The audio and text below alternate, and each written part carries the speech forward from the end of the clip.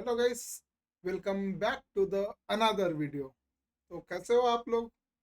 May be मुझे लगता है कि इस वीक में सभी लोग अच्छे हैं, और जिस तरीके से मार्केट मूवमेंट किया है, काफ़ी लोगों ने अच्छा प्रॉफिट किया होगा मे बी।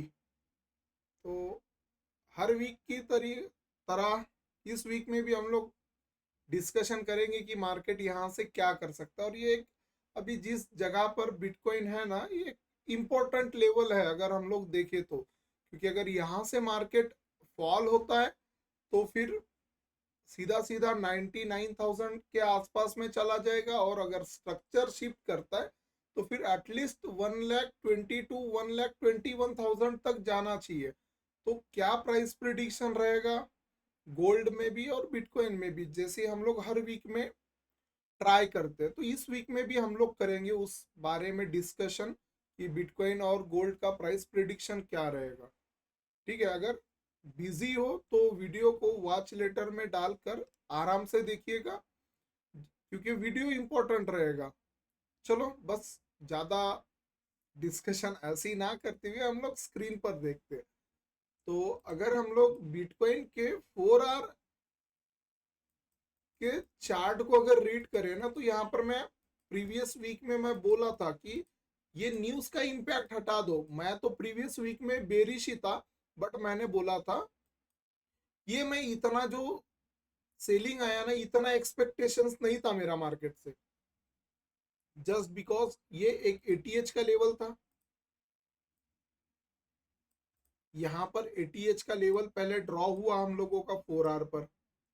ठीक है, इस लेवल को अगर हम लोग देखें, इसका चेंज ऑफ कैरेक्टर कहाँ पर था?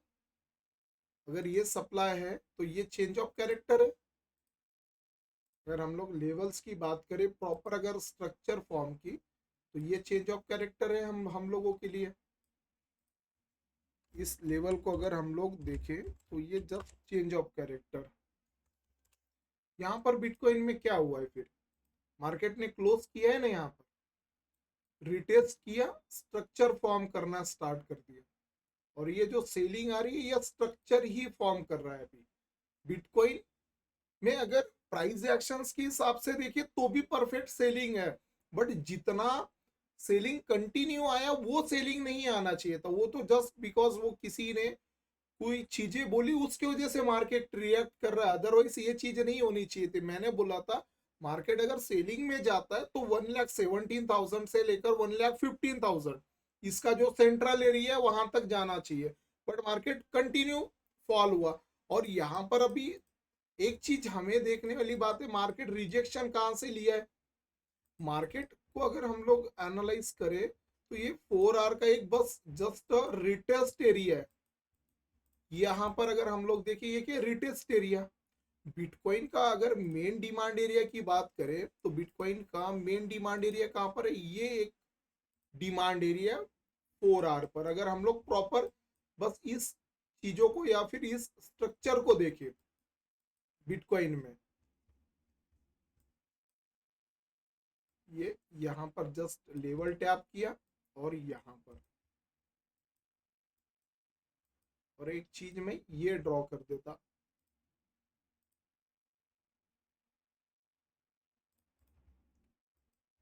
जस्ट आप अभी चीजों को देखो, आपको 4 आवर पर चीजें बहुत इजी तरीके से समझ में आएगी।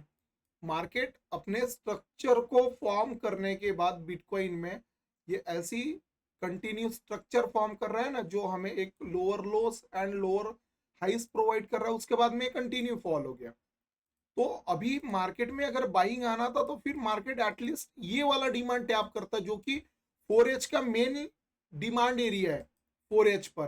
तो मार्केट ने अभी भी उस लेवल को टैप नहीं किया है। अगर यहां से बाइंग अगर आना है तो सिंपल सा लॉजिक है गाइस, ज्यादा कोई चीज नहीं है। अगर इसे मैं सेफ साइड भी अगर जाऊं तो ये बीओएस एरिया अभी बना ही नहीं है। बीओएस एरिया कब बनेगा? अगर रिस्क की एंट्री करना है तो ठीक है कि यहां से मार्केट 1,13,000 पर ऐसी ब्रेक करे, फिर भी बाइंग साइड रिस्क ही है, क्योंकि स्विंग्स नहीं बना हुआ है। स्विंग कब बनता है, जब इस लो के नीचे ये वाला लो क्रिएट करता, तो वो क्या एक सेफ साइड हम लोग प्लान कर सकते थे। अगर रिस्की बाइंग बनाना है तो फिर वही है कि 1,13,000 ये कैंडल है, मार्केट यहां पर ब्रेक करे, अगेन इसका रिट्रेसमेंट कहां पर आए 1,12,650, इस लेवल से एक पॉजिटिव अगर कैंडल बनती है तो यहां पर एक बाइंग पोजीशंस हम लोग ओपन कर सकते, buying positions. Otherwise structure shift होने से पहले बिटकॉइन में हम लोग बाइंग पोजीशंस ओपन नहीं कर सकते। अगर यहां पर क्या हो रहा है कि इस लेवल से डीप का अगर क्लोजिंग मार दिया मार्केट, तो फिर मैं सैटरडे के दिन स्ट्रीम किया, मैं वहां पर भी बताया इस ये जो अपर ट्रेंड एंगल क्रिएट हो रहा है ना, ये कहां पर है, इस कैंडल के लो पर। अगर ये ब्रेक होता है तो इसके ब्रेकडाउन्स पर हर इसका जो इनसाइडर डिमांड्स है डीप के, वो 3,000 पॉइंट का है। तो अगर स्कैल्प भी करना है ना सेलिंग साइड, तो 3,000 पॉइंट इजी मिल जाएगा। फर्स्ट है से 1,07,000, उसके बाद 1,04,000, और 1,04,000 अगर ब्रेक होता है तो फिर मार्केट के बाद सीधा 99,000। तो ये मेजर डिमांड एरिया, वो भी इनसाइडर डिमांड 99,000 वाला जो है वो मार्केट का मेजर डिमांड एरिया। तो दो डिमांड्स है, तो सेल साइड में भी बड़ा टारगेट है और बाइंग साइड में भी। जस्ट अगर फिर बाइंग जाना है तो ये लेवल है इस तरीके से कि 1,00,000, मैं आपको प्राइस के साथ बता रहा हूं, 1,13,000 चला जाए मार्केट, वहां से रिट्रेस हो जाए 1,12,000 से लेके 1,11,500, और वहां से अगर रिजेक्शन कैंडल बनती है तो फिर लॉन्ग प्लान कर सकते। अदरवाइज बस मार्केट में अभी क्यों सस्टेन हो रहा है, आप 4 आवर पर देखो, एक ये लोअर ट्रेंड एंगल क्रिएट हो रहा था, लोअर ट्रेंड एंगल पे बस मार्केट यहां पर सस्टेन कर रहा है। अगर यहां पर कहीं पर भी इस तरीके से हो गया ना कि यहां से जस्ट ये बायर्स की लिक्विडिटी स्वीप करी मार्केट ने और क्लोजिंग इस लेवल के नीचे आ गई, आप 30 to 35 पिप्स का रिस्क लेकर या एक सेलिंग साइड ट्रेड प्लान कर सकते हैं। टारगेट बड़ा रहेगा क्योंकि स्ट्रक्चर फॉर्म होगा। आप सोचो कि इतना बड़ा जो सेलिंग आया है, ये 21,000 पॉइंट अगर फॉल हो गया तो हम लोग डायरेक्ट एंट्री नहीं कर सकते चाहे मार्केट निकल जाए। हम लोगों को अगर एंट्रीज करना है तो फिर स्ट्रक्चर ब्रेक हो जाए, मार्केट रिट्रेस कर ले, उसके बाद में हम लोग वहां पर एंट्री प्लान कर सकते। तो बिटकॉइन के लिए तो सेम वही है, अगर डीप आता तो भी अच्छा टारगेट है, क्योंकि जस्ट बिकॉज मार्केट ऐसे लेवल पर खड़ा है जहां पर बाइंग साइड भी अगर आता है तो एटलीस्ट 1,20,000 तो ईजी आना चाहिए वहां पर, और डीप अगर आता तो हर 3,000 पॉइंट पर बिटकॉइन का इनसाइडर सप्लाई है, सॉरी इनसाइडर डिमांड एरियाज है। तो फिर यहां से अगर फॉल होता 110 से तो भी 17, और 17 के नीचे क्लोज करता 14, और वहां से सीधा इसका जो मेजर डिमांड है वो 99,000 है। तो बोथ साइड तो अच्छा खासा टारगेट मिलेगा, जस्ट वेट करो कंफर्मेशन का। यहां से ये परफेक्ट लेवल है बोथ साइड स्विंग्स ओपन करने के लिए। बट कंडीशन है कि जितना मार्केट का सेंटीमेंट खराब है डायरेक्ट एंट्रीज नहीं करनी है, चाहे मार्केट निकल जाए। फिर अगर रिट्रेसमेंट पर 4 आवर के लेवल्स को बस आप मार्क कर कर रखो, रिटेस्ट या रिट्रेसमेंट पर इसका ट्रेड अगर ओपन करते हैं तो यहाँ पर अच्छे बड़े टारगेट्स मिल सकते हैं हमें।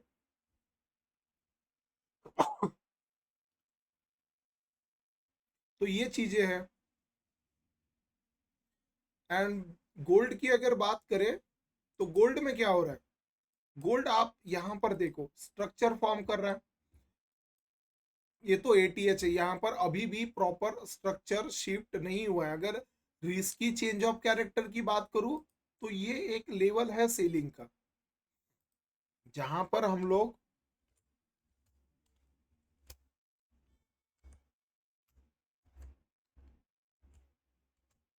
ये चेंज ऑफ कैरेक्टर बनेगा हम लोगों के लिए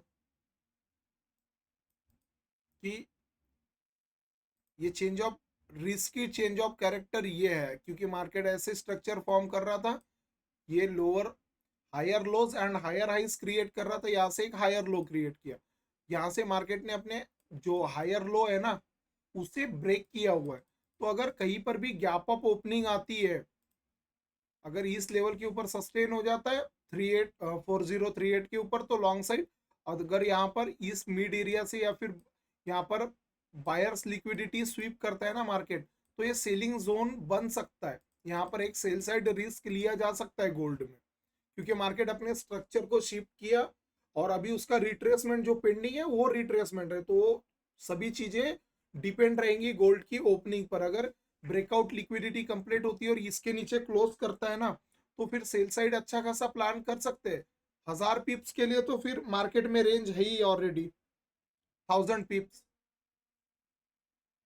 क्योंकि यहां से अगर स्ट्रक्चर शिफ्ट होता मार्केट फिर डायरेक्टली कहा आएगा 3894। तो 1000 पिप्स ट्राई कर सकते हैं, 1000 नहीं तो 500 पिप्स तो लिया ही जा सकता है। 500 पिप्स का मूवमेंट तो गोल्ड एक दिन में दे रहा, सिंगल डे। तो ये चीजें, तो ये ओपनिंग पर मैटर करेगा, क्योंकि मार्केट अपने स्ट्रक्चर को शिफ्ट किया है। अगर यहाँ से प्रॉपर प्राइस एक्शन को फॉलो होना रहेगा तो जस्ट लिक्विडिटी या फिर मिड एरिया से क्लोजिंग आती है, तो यहाँ पर एक सेल साइड ओपन किया जा सकता है पोजीशन, जो कि 35 से 40 पिप्स का एसएल रहेगा। और टारगेट की बात करें तो 500 पिप से लेकर 1000 पिप्स का टारगेट रहेगा गोल्ड का। तो गोल्ड में चीजें सिंपल है, और बिटकॉइन में भी अभी जस्ट वही हो रहा है कि मार्केट अपने स्ट्रक्चर को फॉर्म करके सेलिंग आ रही है बिटकॉइन में। तो जब स्ट्रक्चर फॉर्म कर कर सेलिंग आ रही है तो मार्केट एक डीप दे दे। तो ये जो लेवल है ना, ये एक इंपॉर्टेंट लेवल है। अगर 110 के नीचे क्लोज कर दिया मार्केट, ये जो पूरा का पूरा वीक क्रिएट किया है ना, ये पूरा वीक को पूरा फील कर देगा फिर इस तरीके से। तो बस, और बाइंग अगर करना है तो फिर सेफ साइड प्लान करो, क्योंकि मार्केट बहुत ज्यादा बेरिश है। अगर प्रॉपर स्ट्रक्चर शिफ्ट होता है, रिट्रेस करता है, तो फिर आपको प्लान करना है। ठीक है, अननेसेसरी वहां पर कोई भी ट्रेड्स नहीं लेने हैं। ठीक है, कि जस्ट ब्रेकआउट हुआ तो हम लोगों ने ट्रेड प्लान कर लिया या डायरेक्ट एंट्रीज ले ली, नहीं, मार्केट का सेंटीमेंट खराब है तो थोड़ा सा प्रॉफिट कम आएगा चलेगा, बट सेफ साइड एंट्री रहनी चाहिए। और अगर क्लोजिंग भी आता है तो भी ये इंपॉर्टेंट लेवल है। अगर स्ट्रक्चर शिफ्ट होता है तो लॉन्ग साइड प्लान करना है, अदरवाइज इस लोअर ट्रेंड एंगल के नीचे क्लोजिंग आती है, इस लोअर ट्रेंड एंगल के नीचे, तो फिर सेल साइड प्लान करना है, क्योंकि मार्केट अपने स्ट्रक्चर को दोबारा फॉर्म करेगा। तो इस वीक में ज्यादा कुछ नहीं है, बस मेन एरियाज पर है। तो चीजों को 4 आवर पर मार्केट को कंटिन्यू आप देखते रहो कि क्या बन रहा है। यहां से आप बोथ साइड किसी भी साइड एंट्रीज प्लान करते तो अच्छे खासे टारगेट्स मिल सकते हैं। इस वजह से मैं वो चीज बता रहा हूँ, क्योंकि मार्केट इनसाइडर डिमांड से रिजेक्शन लिया है। बिटकॉइन ने अभी भी अपना मेजर डिमांड एरिया टैप नहीं किया है, इनसाइडर्स लेवल्स प्ले कर रहा है। तो अगर ये कंटिन्यू सेलिंग में जाता है तो फिर मार्केट आ जाना चाहिए डीप में, जस्ट बिकॉज कि यहाँ से एक सेल साइड भी हम लोग ट्रेड ओपन कर सके। और यहाँ से अगर हम लोग ट्रेड बाइंग साइड ओपन करते हैं तो हमें पता है कि इसका एटीएच कहाँ पर क्रिएटेड है, 1,27,000 के आसपास में। तो फिर बड़ा टारगेट के लिए भी जा सकते हैं हम लोग।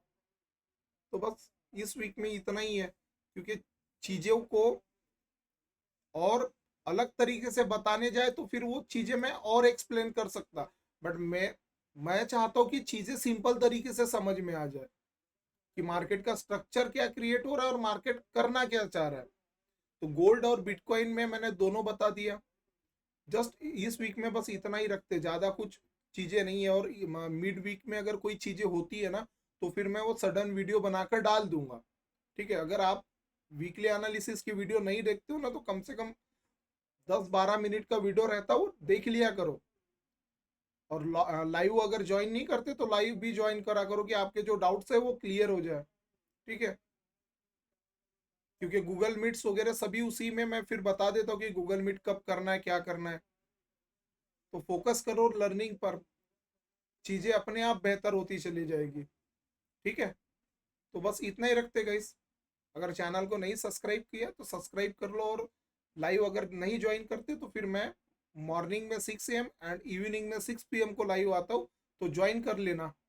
ज़्यादा कुछ इस मार्केट में बताने के लिए है नहीं, सिंपल चीज़ों में मैंने आपको यहाँ से भी अच्छे खासे टारगेट्स आप देख लो। यहाँ से 8,000 का पॉइंट टारगेट है, यहाँ से आप देखो यहाँ से 10,000 पॉइंट का टारगेट है। तो बोथ साइड अच्छा लेवल है, एक स्विंग ओपन करने के लिए। Just wait and watch, perfect entry मिलता है, रिस्क लो।